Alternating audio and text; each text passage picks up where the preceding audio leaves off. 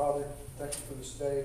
And first and foremost, please be with the people in the Western North Carolina, Tennessee, as their whole world has been undone, unwound, and just in upheaval. You remind us every day that you're in charge, that we're not in charge. And lead us and guide us to make good decisions. Please be with our first responders that are out there, taking care of those that need taken care of. Be with our military, both here at home and abroad. In Jesus' name we pray. Amen. Amen. I pledge allegiance to the flag of the United States of America and to the republic for which it stands, one nation, under God, indivisible, with liberty and justice for all. Thank you, Commissioner Lackman. We will make an adjustment to the agenda. We are going to go into closed session first, followed by our open session policy committee, and I'll go ahead and entertain a motion to approve that. Mayor Pro Tem? Commissioner Palacio? Second. Any discussion? All in favor? Aye. Motion carries. I'll now entertain a motion to go into closed session pursuant to NCGS 143-318-11A3, attorney-client privilege, and NCGS 143-318-11A4, economic development. Commissioner Thompson? So moved. Commissioner Lackman? Second. Any discussion? All in favor? Aye. All right, we are now in closed session. We'll take it in the back. Don't forget your waters if you're thirsty. And don't forget your Mountain Dew if you're thirsty. Oh, I got it.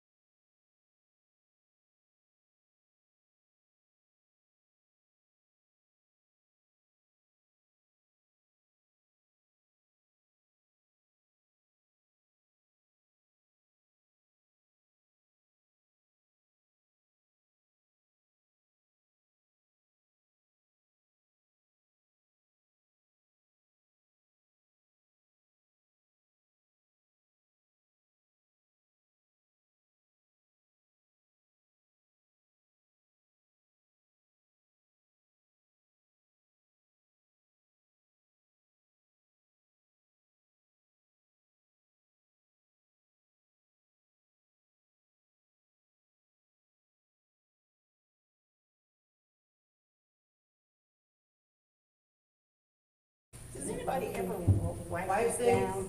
Sam might. I don't know. Oh, these look I like don't. fingerprints from like 2007. You get them dusted? We need to. What was that? She left it at. All right, I'll now entertain a motion to come out of closed session. No action was taken. Mayor Pro Tem? So moved. Commissioner Thompson? I second. Any discussion? All in favor? Aye. All right, motion carries. We'll now move on to our policy committee meeting to discuss comprehensive personnel policies. Mr. Rory? All right, thank you, Mayor. I am going to make this brief because I don't expect a whole lot of answers or comments, but I have shared it with you, and I want to get it out there publicly. But I want to back up and get you to think a little bit about what this means. The current personnel policy for the town of Spring Lake was approved May 24, 1999. There's been a couple of updates here and there, but by and large, it's relatively the same. The problem with that is that the world hasn't stayed the same since 1999. So any comprehensive policy has to reflect what is the state of the world, the state of whatever it may be, the city, in its current situation.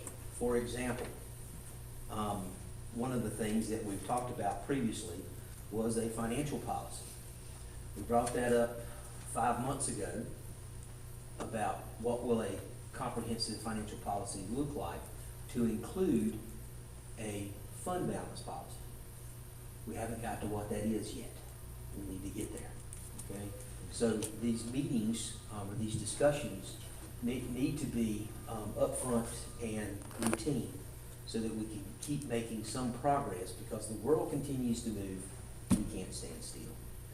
So when you come back to now to the personnel policy, and you look at, we got roughly 90 employees in the city. By and large, most of the things that you will find in a personnel policy are statute-driven legislation, and I'll highlight a couple of those, and very little that the town can do, that the administration can do.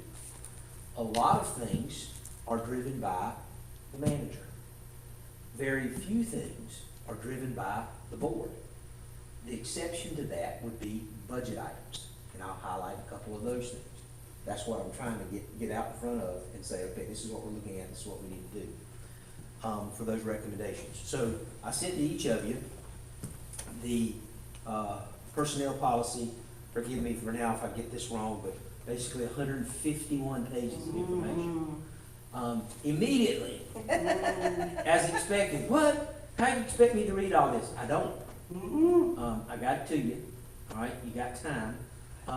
There's a lot of stuff that you just can't do in a little short time period. But here it is. So we're after some feedback. But one of the things that we need is feedback. So if it's presented and put out there, at some point we need feedback. It can't just sit there and just linger. So we got to get some feedback. So I also sent you an email, and I do want to talk about those very briefly. I'm not going to take and go through all of this document. You can do that on your own time, overtime, but I need to get to somewhere. You may have it digital for you in front of you, so I'm not going to reference all the stuff. I'm just going to talk about the email that I sent you. For example, starting with page 28, not that page 1, 2, 3, 4, 5, 6 through 27 is not important, but 28 is a high-level issue related to performance reviews. You will hear it talk about performance talks. You'll hear it talk about the different things. This is because these policies, when it comes to performance reviews, or what we typically refer to as evaluation systems, have been flawed for years. They create problems in organizations. Good thing Jimmy left. He would talk about if there's any way you want to kill morale, start with performance evaluation. Not that you don't need to have some discussion with your employees about expectations and what good performance looks like. That should clearly happen, okay? But how you put this into a system where you can start talking about equity and where everybody's treated the same is not fair. You're really trying to take it and be fair to everybody and have some good conversations about what good performance looks like. You will notice in the policy that it completely disconnects from merit. That's typically where it's flawed. Usually, people think they're doing a performance review so they can get a raise. That's where it creates the flaws. It shouldn't be based on, the performance review should be based on compensation. Those should be separate issues. So then we'll segue there into more conversations as we move forward. These things have been debated in conversations in this room with the executive leadership team, I don't know, multiple times, to the point of maybe pulling your hair out of some of it. Then you have other things like the safety and accident policy. An example there, we're going to segue that piece into things like drug testing. We mandate drug testing. When people say we're not going to go get tested, then they can't be employees, period. That's all there is to it. There's no debate, okay? It's not, well, I think it's offensive, or I disagree with it. You just simply can't be employed here. If you have someone who completely violates any kind of safety policies, they are a risk to our other employees, and they are a risk to workers' comp, all of these things that come up with it. They simply can't be employed here. It's not hard. It's very clear. These are clear expectations. So that's why I highlight safety and accident policy. The other one is a conversation about merit pay. I'm going to tell you a horror story. It doesn't take a long time to do. When I was a boot firefighter, we had an evaluation system where everybody got a grade based on a number, okay? And based on that number, you're eligible for a 2, a 4, or a 6% raise. As a firefighter, I went into the meeting with a clear expectation of what I thought I was worth. Who wouldn't? That's rational. Went into the evaluation review, and my captain started saying, well, I did this, I rated you this way here, rated you this way here, and I'm going to recommend a 4% raise. 2, 4, or 6. Well, I thought I was worth 6%. It makes a difference. And I said, well, Captain, how did you come to that conclusion? What do I have to do? Here comes clear expectations again, to get a 6%. He said, I don't know. So my response as a young firefighter, I would respond this way a bit today. I was, well, if you don't know what 6% look like, how the heck are you evaluating me for a 6%? It makes no sense to me. That's how you tie in this whole component of merit. You fast forward, and I'm a manager, and I'm trying to reinstate a merit system where it had been discarded. They said, we're not going to do this anymore. One of my board members was a retired captain from the police department. I sent documents out, said, here it comes, this is going to be on your agenda. And so he calls me on the phone and he says, John, are you sure you want to do this? This is coming out of public safety. To reinstate merit raises, the merit system. And I said, yes, I got this. It's because years and years and years, he had been, that whole perception of evaluation, being judged and that kind of stuff. He said, I don't want anything to do with it. We got through it. Page 72 is a career development plan. What's that? One of the things that I am a huge advocate of is that any supervisor for the town of Spring Lake, their primary responsibility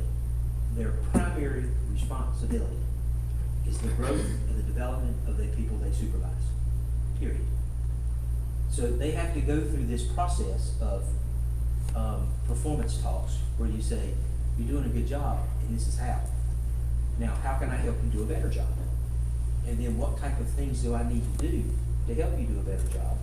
And when you go through that process, that's going to come out to, well, I need this, I need that. When you develop CDPs, or career development plans, you tell current employees what growth and development looks like, what success looks like. you show them the way. That's why it's put into the personnel policy. It is, subject to change. It doesn't get changed by coming to the board. All right, the departments do this.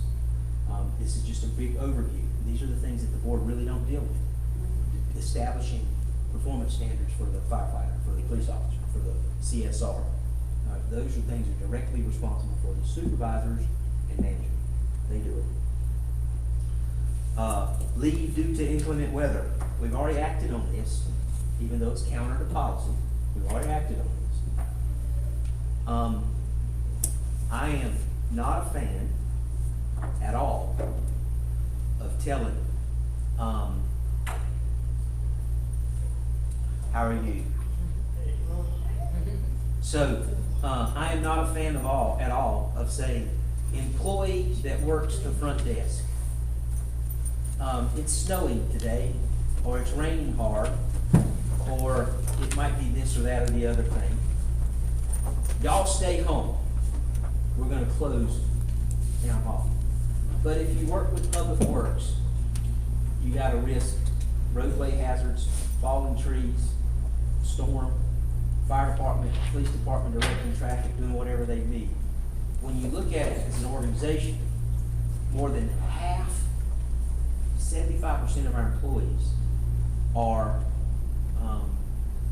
critical to operations during storm events.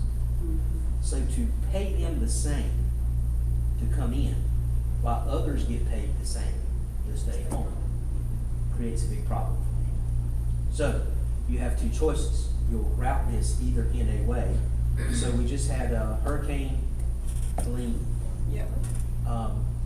Huge impact to the south, Georgia. Georgia, where my wife works, right, closed. And said, you either have to take without pay or PTO. She says, well, John, what do you want me to do? I said, take it without pay, salary PTO. But she knows she didn't get to stay home with pay. So if you're gonna stay home with pay, then you need to have provisions in place to acknowledge those who show up, step up and show up and take the risk. So what we do with this leave due to inclement weather, we've already acted on this with the last tropical storm we had. Everybody who worked during the event, all right, booked extra hours, and they were compensated basically half-time. So it's like you pay time and a half to do what you normally expected to do. But it's a matter of equity because everybody else has to stay home, myself included, right? And so I think we need to be fair in how we operate that. The second thing that's not here is a concept of exempt pay, right? So we have, this is driven by Fair Labor Standards Act. This isn't something the board does or the town does. This is law. It's legislative. And so under the FLSA, Fair Labor Standards Act, you have exempt employees and non-exempt employees. Non-exempt employees are those that we will consider to be hourly employees. So the bulk of our employees are non-exempt hourly employees. They only get paid for the hours that they work. Some of our employees are exempt employees, which means they are ineligible for overtime, comp time.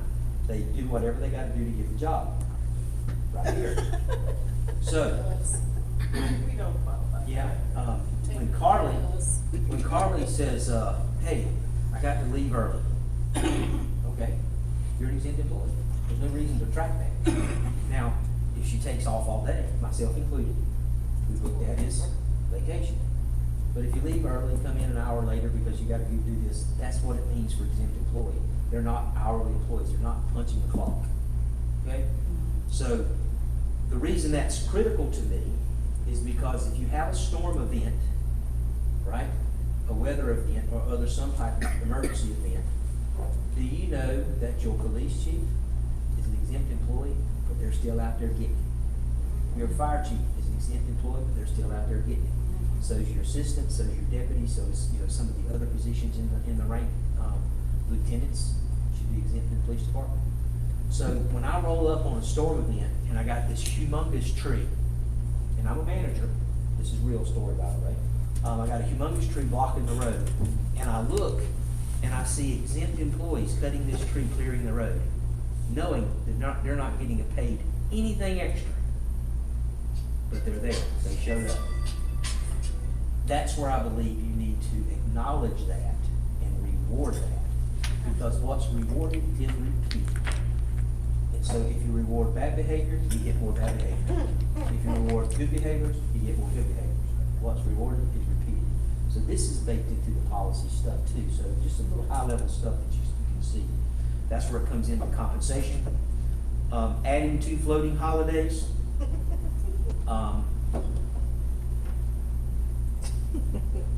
Who did that? I did. No. I did. How much is that gonna cost? That's a good question.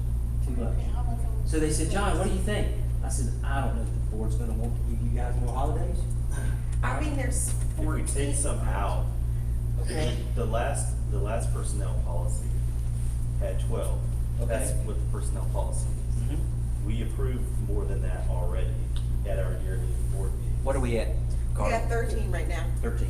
Because of, Juneteenth is what we added, they added in Juneteenth is 2020. Okay.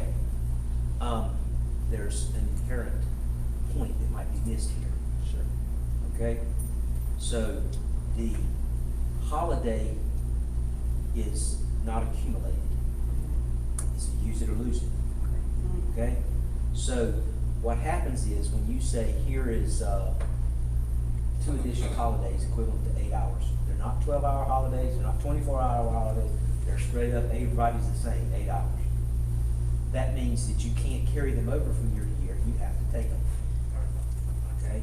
Holiday pay, vacation pay, sick leave pay, all of those different types of benefits, leave benefits, are not considered compensable hours towards overtime. So, you can't carry them over, which means you have to take them. And so when you have to take them, now they are not considered compensable hours. So then when you go into FLSA and you look at, and I don't mind saying it, police officer doesn't get any overtime until it's 171 hours, or over 171 hours in 28 days. Firefighters, 212 in a 28 day. Interesting thing, this policy here says 159. So who changed it? And when did they change it? That's our old policy? That's the old policy. Yeah. And so when you say, here's a holiday, 8 hours holiday in lieu of, and then what does that mean? It forces you to take it off. Now, holiday pay is also not necessarily compensable in terms of retirement pay. The different things. So it's how you take it, I hate to put it this way, do the math for what those benefits are and how they calculate. So I asked Jimmy today, this is consultant math, this isn't absolute math. I said, what's 1% of our payroll? Do y'all know? No. All right, and so, yeah, you go, what's 1% of our payroll? I said, then what's our payroll? He said, well, our annual payroll is about $4 million. I said, okay, so what's 10% of that? Right? And so he goes, well, 1%. All right, so yeah, 4 million, 10%, 400, so 1% is 40. So, the interesting thing is a 1% pay raise costs the city $40,000 plus an additional 7.65% plus an additional 20% on that in terms of how all of those benefits accumulate. So when I do that in lieu of like a holiday or something there, in lieu of additional pay that adds to the bottom line, the salary, it's just a way of taking it, lowering the overtime, but paying for that benefit without it being compensable on the pension. So that also leads us to the other things, like education assistance program, and 401ks and all the things that we compete with. So I was talking with a guy this week, okay? No, I take that back, last week. And I offered him a job. And he said, well, I can't really come for that because, I'm making more than that now. And on top of that, I get a 5% automatic contribution to the 401K. You know, now, that's not free money, it's costing me one way or the other, they're either not putting it on a salary, okay? But when you don't put it on your salary, you get a 5% deferred compensation, that comes at 70% of the dollar than it does at 100% of the dollar, because it's not pensionable. You know, it's on the front end of it, and you don't get the pension, and it's tax, you don't tax it. So, it's how you look at all these benefits. So one of the other things that I'm looking at with these floating holidays is maybe one, if not two. But we budgeted for 3% in our budget for a COLA, not merit, COLA. If I do a 2% instead of a 3%, you are doing the math with me, 1% is 40,000. And then I take the 1% of the 40,000 and say anybody who contributes 1% of their salary, I'll match it into a 401K. It costs me 70% of that 40,000, not the full 40,000. You tracking me? So it's how you do that, and so then you get people to take some ownership on something other than just retirement. For the record, we've been paying 20% towards the North Carolina retirement system. We will be dropping to the standard 14-15% this month. Yeah, so now do the math on that. Right, at 5%, if 1% is 40, 5% is 200, right? And so really what you're talking about is somewhere between 160, 200,000 that we won't be sending annually up to the state for the pension. Why will we? Because we owed them back because we didn't participate on time. It's another one of those things that we have to do more because we did less. Eventually it catches up to you, and it caught up to us and we had to pay more. And so now we'll be dropping back to what the standard is statewide. Okay. Our employees will still contribute 6%, but now our contribution goes down by roughly 5%, which is a good thing. Education assistance program, it's nothing. I don't know if any of you have taken a online class or a college level course, but this is $1,500 a year. You'll wipe that out in one class, okay? That's still good. But I have an argument with, we were up to 4,000. There's a couple things that we do, I think we need to do. We honor non-required bachelor's degrees. So if you come for a job that doesn't require if you come be a police officer, and the starting pay is $42,000, but you have a bachelor's degree, we're gonna give you $1,500 above that, as a starting pay. It's the same way that whole CEP ties into where you're trying to take your organization. Those with those degrees, are more cognizant, more aware of things like budgeting, management, they understand what's going on. So we want to reward that and acknowledge those people who come to us. So half of that for an associate's degree, but then by the same token, when you create a CEP and you say at the end of this career development program, if an associate's degree is there, right? Now all of a sudden you get this other incentive on top of that. And all of that stuff is dollars. It don't matter what pocket you take it out of. It's how you're trying to incentivize and lead the way to encourage employees to take advantage of FTCC. As a deputy chief, don't Michael Porter know I'm in a meeting? Sorry, I didn't turn it off. As a deputy chief, as a deputy fire chief, it was one of the first times that I created a career development program. And so I had 3 fire stations. And basically what I did was I said Station 2 could go to class on Tuesdays and Thursdays, and Station 1 could go to class on Monday and Wednesdays. The reason for that is because the college, the local community college, was in Station 2's district.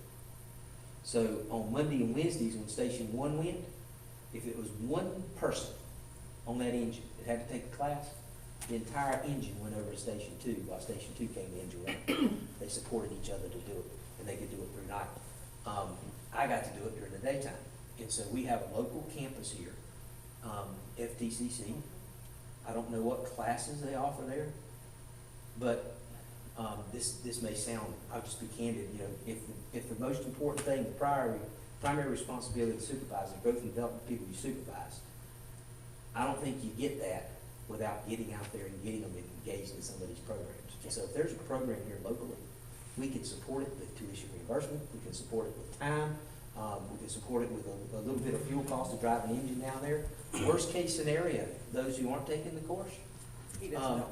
yeah, the worst case scenario is that those aren't taking the course, maybe they go to the library and read the newspaper, I don't know. But this is something other than some of the other alternatives. Well, the mayor and I went, to FTCC. They have a EMS, one of the busiest EMS schools, right here, Yes. in Spring Lake. We, our two chiefs at the, fire department spent all of last week in swiftwater rescue training at the new facility. Yeah, and so it's a big deal. This is how all of this has to be factored into. What we've typically done is, we haven't thought about that, and I don't mean we in general here, but I think governments in general, local governments in particular, haven't really thought about the growth and development of the people. And so we usually narrow it down to, well, you need to have training and permitting. Yeah, okay. Now, I'm not suggesting that we do tuition reimbursement up to $1,500 a year for basket weaving, unless you're a basket weaver from the town of Spring Lake, you know. But I am suggesting that everybody should be eligible for English, That's right. math, all right, maybe psychology. Those are all classes that we can do. Now, to tell you that even though it's in this policy, I've already indicated I found the funding source for it, right? Remember the budget policy? You need to have an ongoing revenue source. You didn't tell us Or what a the source clearly, was. it's the retirement. Oh, It's there we already go. budgeted. So I can do and, you know, instead of 3%, do a 2%, do the 1%, it's already budgeted, it's there. And then the retirement's going down, now I can fund tuition reimbursement, do these types of things, get these programs in play. So I'm not coming to you with just some wish list that I haven't figured out. I'm the budget officer, gotta figure out how to pay for it. That's why I looked at Jimmy and said, you know, you gotta pay for this, you gotta pay for this. We have a lot of fun. Uniform allowance, jumping on to that one on page 110. If any of you are not aware of the nightmare that we call rental uniforms, oh my goodness, So I get the Centos it's crazy. Okay. order and uniform for this thing. Yes, so, the staff time, you spend twice as much trying to figure out where they're at, and what you're paying for, than you would just give them a uniform allowance. Second to this is that you'll notice, that I talked a little bit about when you wear uniform. Yes. Okay, so, you don't wanna wear a uniform in any form or manner, that would cause some type of negative reflection on the family. So it makes no sense to have something embroidered with Town of Spring Lake and go to, ABC store. I was gonna say club, yeah, they even say whatever it may be. I was gonna say plush. Okay, but so, or the T-shirts that we wear, right? So, we're often provided with things that we call uniforms that are day in, day out, regular wear. Now, as a food firefighter, I had a uniform jacket, okay? More like a shop jacket as opposed to a Class A jacket. And it was always available, and heck, I put it on and go to the store. But, you know, I'm 20 years old, you're not thinking about stuff like that. And so they go, captain goes, well, hey, what are you doing? Can't do that. Doesn't matter what I'm buying, it just looks like I'm doing something that I shouldn't be doing. So if you have a T-shirt on, what's that T-shirt say right there? Spring Lake Fire Department. Make sure you don't go to certain places with that shirt on. She said she's not fire Yeah, see her look at me, she knows exactly what I'm talking about. I Okay. don't go to those So places. these T-shirts become normal active wear, whether you're on duty or not. Next thing you know, you got that T-shirt on, you're doing something, somebody's go, Why are we paying them to do that? Mm-hmm. Why are they doing this? Just for clarity, this is for the employees. Yes, yes. I wear Spring Lake Fire Department hoodies. This doesn't apply to us. Mm-hmm. Oh, yeah. But, you know, when you do certain things and you just, you know, it's the perception Right, that becomes, and you can't overcome that. Some people see something, they just see something, that's all there is to it. trust me. And then finally, one of the high-level things was your best recruiters are your employees. That's a really good idea. And so, that was driven by our police department, previously, about the employee referral program. A lot of places do that. Now it's limited, I can't get it in certain Right. things, but, you know, if you know another officer somewhere, and you say, hey, look, it's a great place to work, here's, you know, some of the benefits you get, and you can recruit them. That is hands down better than trying to put an ad in the paper, do something on Facebook, do an Indeed job. You know, these are people you know, they come with known quantities, they come with known problems. Got baggage too, we understand that. So that's why I wanted to get this to you. You can think, and so this is where I go, ordinance. The mayor and I have had this conversation before. The fine line between personnel, right, and elected officials, directors, supervision, and how that plays out. In a lot of places, the boards, the councils have nothing to do with the establishment of a personnel policy. That's all driven through HR and the manager, okay? In some cases, it's just a matter of courtesy because you're doing budget issues. If you look at this personnel policy, you'll see things like holidays. That is a budget issue. I think you said it best. What's it going to cost us? Or if we take something away, how do we balance those books? That is a big, big deal. And so you're going to be constantly having to deal with this issue over and over and over again unless you put it into some type of policy.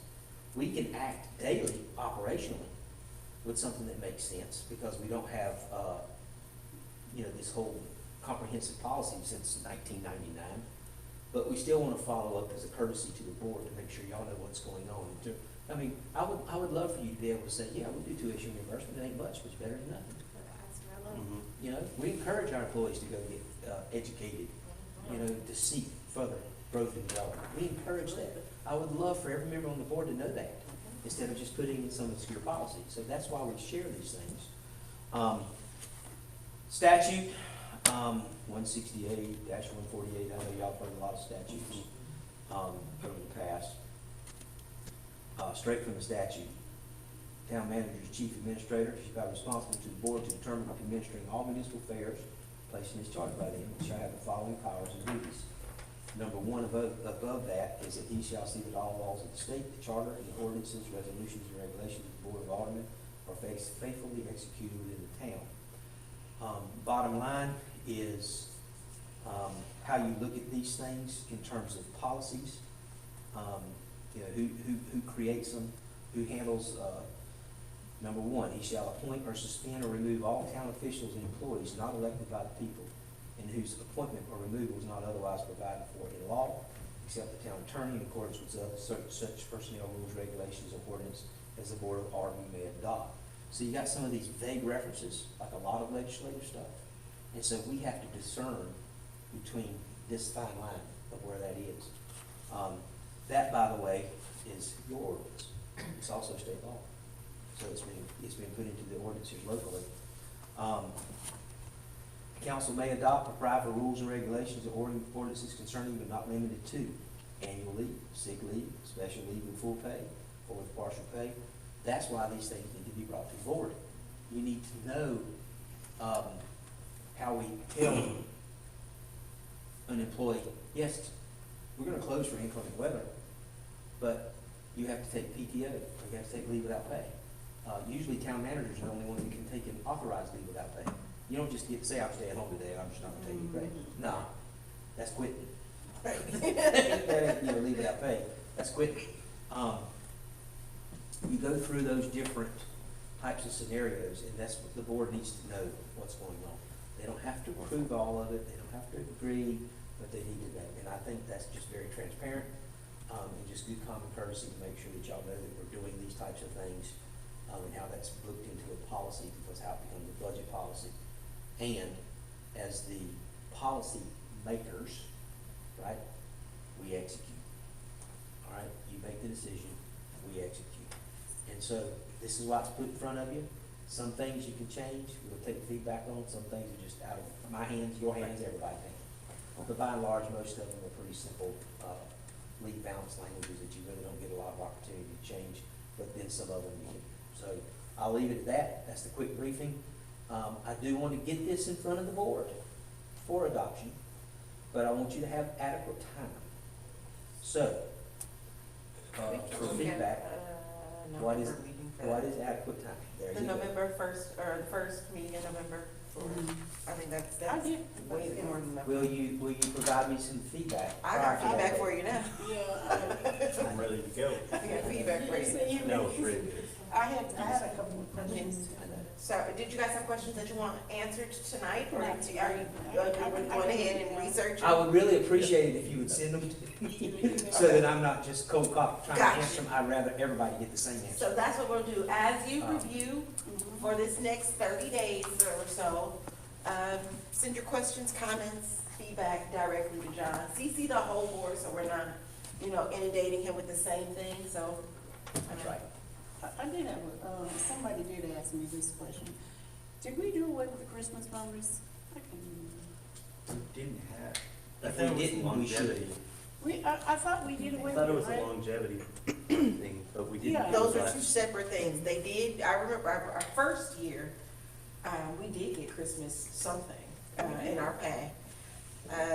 Yes. But we have not gotten any longevity, and that is being removed, correct? I don't know. I know it was a discussion we talked about, is removing the longevity. We've gotta make budget cuts for the governing body anyway. So, that was one of the things we talked about. It's not standard practice in government for us to get longevity pay. But again, it's up to the governing body to make that decision. That's correct, that's statute. Y'all get to determine your compensation. So it's up to us, but that can be something, we can put on one of our upcoming work sessions and dig through. Yeah, The somebody- bonus thing you're saying though was something that was going. That was a one-time thing, I don't know, that was when we first got in. The We first, Christmas? then we received No. Christmas, No. Christmas Um, bonus. They did that before. Yeah, it I went on remember. for many years. And it could have been something the LGC cut. I was faced at a time where they were doing no COLAs. This is the Great Recession, right? And so I was the manager, and there were no COLAs and there was no merit. So basically, people were static, their salaries were static. And I had to figure out how to get this thing moving again. And so, what I did was, I did a December, incentive, performance incentive in December for $150. I didn't have COLA, I didn't have merit. Right. And so I basically did my year-end, calendar year-end. You'll get one too, all right, for the board. Here's where we're at in the budget, here's the financial report, this is what I want to do, this is what I recommend. It's moving, maybe some capital purchase, doing some stuff to kind of put you in a better position moving forward. And so that's how I reinstated the COLA, by doing they said, oh, they're gonna give us $150 Christmas bonus. No, this is a performance incentive. It's not a Christmas bonus. Now, if little Johnny's happy because daddy's got $150 and go buy an Xbox, that's between him and his daddy, right? It's not between me and his daddy. I don't like the Christmas bonus. I don't mind incentivizing and rewarding good performance, but I don't want a bonus just for the sake of The holiday. So, And then it's still based on performance and not Yes. just Merry and so Christmas. we got the COLA booked into this year, in this budget this year, so we're getting ready to roll that out. We did our timesheet audits, across the board. We did find some discrepancies, not a lot. So there's some things we gotta clean up. That's why I've been holding off. And so we'll do the COLA. But in order to get a COLA, most people think that if I got money in the budget, I gotta spend it all, I won't get it next year. Well, I'm gonna tell you, if you spend it all, you ain't gonna get anything next year. And so I expect all of our department heads, directors, and chiefs to come in 2% under. That's how you establish that 2% COLA. Huh? That was five. No, it's two. Five can be very dramatic for, little small departments. You know, I don't mean this in any bad way, but the big three, Public Works, Police, and Fire, they got enough, that they can wiggle around. But the small departments, one-person departments, 5% is just incredible. Look at what you're facing, right? Right, With, what, 8. 1.5%, what was it? Not a lot, but it's hard to find. But it hurts, It it's a hurts. small budget. It hurts in the small budgets. All right, that's it. I'll be anxiously awaiting some feedback or some questions. Any other feedback from you guys? My one feedback is the holidays, those floating holidays. I love the birthday. I recommend we get rid of President's Day and use it for Election Day. Give people a day off to go and vote. But that's just my input. Actually, the policy in here doesn't give them the day off. It allows them to leave and go vote and come back. This policy's got it in here. Oh, well, look at that. Well, that will work if you lived close by, but if you live like an hour or so. Yeah, but with absentee voting and all the different things and early voting that goes on, I'll just be honest with you, there's no excuse for not voting. Mm-hmm. There's plenty of opportunity to do it. Mm-hmm. I agree. Not to pick on, the military could vote from wherever, Anywhere, yeah. right? And so there's access. agree. You just gotta have desire. Well, anything else? So we'll be back on policies to feedback. It should be happening now and until the next regular meeting. We should be able to provide our feedback should be provided and he's going to respond to you. We should be pushing towards being able to approve this thing. Mayor, can I ask another question? Yes. So the policy committee, or the board, will have another policy meeting on Wednesday, what date? It's every board meeting Wednesday.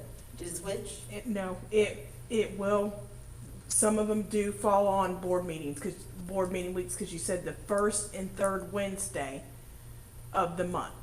So if you want me to do it non-board meeting. Non-board meeting, Okay, so it because I won't be didn't want us to it try won't to be have- the first That's and fine. third, so it'll be That's fine, like. as long Okay. as it's the Wednesday on non-board Okay, meeting weeks. got it, all right. So, can I ask Carla to produce a schedule for the next 6 months Absolutely. of what those dates are, share with the board? The reason for that is when will the next one be, Carla? I'm sorry? When will the next Yeah. policy meeting be? Oh, let me see, because I know I had it on my calendar, but that happened where I was like, well, it is gonna fall on a board meeting week, so I wanted to find out about that. It's going to be, well, it was supposed to be the 16th, so it could either be next week, the 9th, or the 23rd. We have Board of Adjustment on the 9th. Oh, you're right, so the 23rd? This is why I'm asking that question.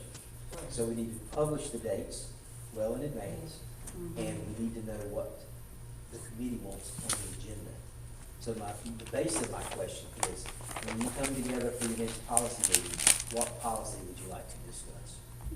And that will be up to you three. So if you guys can figure that out and just send us an email. And we will do casework or whatever we need to facilitate that. You got the personnel policy the way you did, because we gotta have something on the agenda. So we're gonna establish the meeting, set the dates, and we need to have something that we're gonna talk about, and we'll do the casework, well in advance. Do you guys know which policies, the bulk policies you wanna work on or that need to be worked on first? Is there any that you suggest we put forth? Yeah, because we had, honestly, when we had worked on, we were not aware that it was not to your, I guess, liking. So if there's a suggestion of the ones that you would like to see work on first, I don't have a problem with that. To who's liking? I guess, when we had talked about it one time, y'all had sent it back and said that it was not. I didn't even see what you guys said. Okay, So so what- Carla, can you gotta it was tell me with, again what they said? if It you was don't the mind? LGC. What LGC? This is when, the policy committee was established, we were working on finance policies. Right. Working directly with David Irwin and Tiffany Anderson. Right. The meeting somehow never got set up with David and Tiffany, and David transitioned out. Kendra Yeah. came in. Then I came in and presented a little writing with red, and said, here's a whole, finance policy that was actually mirrored the statute. And so then I had to be perfectly honest, the LGC said, John, you can't do that, we're under financial control. I said, yeah, but you did seize control of the board, the board still has the authority to establish its policies. And so I said, now, I said, the attorneys can fight that out, we're not. So that's what I was asking, because the financial policies, the bulk of the financial policies were done when John did the policy we just went through, the last one. So is there any direction that you suggest that they move in first? Can we tackle that one? Just get it behind us? Yes. The financial policy. The finance policy that John did Because was that y'all done already. some stuff. My only intent for the finance policy, well, not my only intent, but the primary is to make sure we establish a baseline for the fund balance. Yeah. All right, because I don't want, but if someone comes in and says, yeah, you got, I left Peachtree City, right, with a 50% fund balance equivalent to $20 million in the bank, cash, all right, for the rainy day. And so the whole board worked with us to do that. Now, this is coming out of this Great Recession. And so you got the tax rate, you're up and down with the debt, doing all kinds of stuff. So $20 million, which was 50% of their general fund, $40 million general fund. And so, but then I had people say, well, you're saving too much. You need to lower the tax rate, you need to give it back to the taxpayers. Well, see, what people don't recognize is that fund balance is invested, and then it goes to the bottom line as revenue. So now you get interest income. So when you pull from that fund balance, you're also pulling from your revenue side. And so you gotta be very cautious. So that's why you need that policy that says this is kind of the goalpost that we're trying to kick through. And so it can be 30%, 40%, 50%. Not 8% though. Not 8%, not 8%. And so GFOA will be, that 33, 32%. I'm comfortable, Jimmy and I actually talked about this last week. He says, well, he's the finance guy, right? He says, well, it probably needs to be at least 3 months, 24%. He says, but if we can get up to 50% or even 100%, that would be good too. Now, yeah, I'd love to have 100%. I'm telling you, But- you got some projects.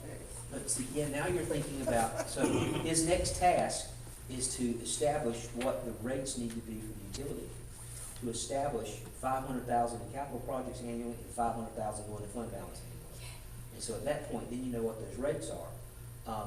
And it gives you a launching pad. So I think the finance policy would probably be a great one if the board doesn't mind, that we can have that conversation. He can come to you and say, this is what the rates will look like. To be honest with you, I can write the budget now for next year. That's good. That's what we need. You just can't, you don't have this budget, you can make a lot of assumptions, which is off what the budgeting is. It's a spending plan, not a savings plan. And so we gotta make some of those assumptions, but we can do it. If that's okay with the board, I'd like to bring that to the next Do you meeting. guys need the policy again? You wanna print it? I will resend it, if for Do no you other want a reason printed than that copy, occurs. or do you want it, is it digital fine? But Carly, make sure that it's big font, not little font. That was No, my fault. do you want books, or do You you were want digging me digital? about that little font. You said I couldn't read that. I still have mine. I still have mine. With the finance policies, not the ones from the LGC, the one that John did a couple months back. No, we don't have that. I don't have that. Yeah, Okay, Yes. we need. I'll get you. I'll get that stuff. thank you. All right, is there anything else? All right, well, meeting adjourned. All righty. Yeah, it wasn't too bad. It's not. And, This was good. and what you did tonight was saying a lot of it, was good.